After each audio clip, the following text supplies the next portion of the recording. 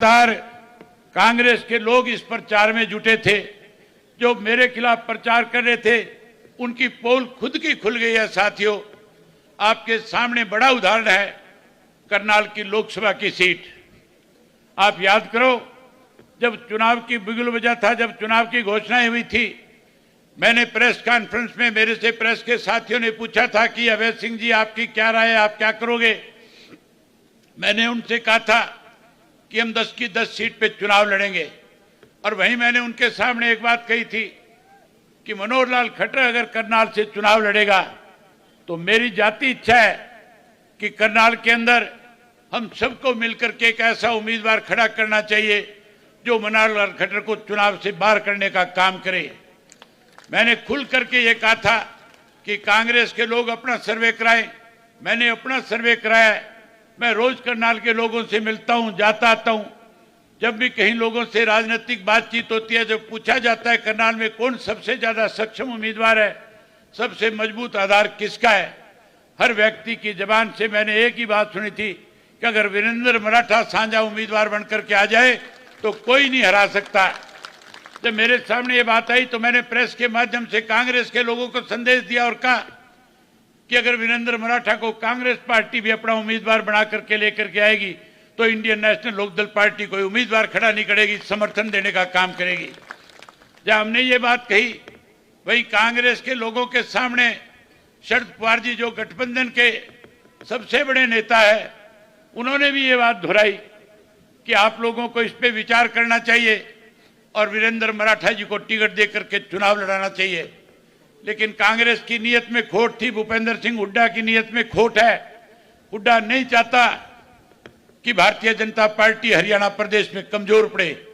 इसलिए साथियों, इस भूपेंद्र सिंह हुड्डा ने ऐसा कैंडिडेट, ऐसा उम्मीदवार उतारा है जो करनाल का रहने वाला भी नहीं है, जो घुमाणा का रहने वाला है, जो घुमाणा का रहने वाला है। और उसके ऊपर एक ऐसा केस है जिसमें पीओ घोषित हुआ है। ये मान के चलो जो पीओ है उसको पुलिस पकड़ के ले जाएगी। और आपको पता है ये भाजपा वाले बड़े बड़ों को जमानत पे नहीं छूटने देते, वो तो बेचारा बड़ा छोटा सा आदमी है। इसलिए लगातार भूपेंद्र सिंह हुड्डा जो है मनोहर लाल खट्टर की मदद करने में लगा हुआ है। दूसरा उदाहरण और आपको बता देता हूं, सुभाष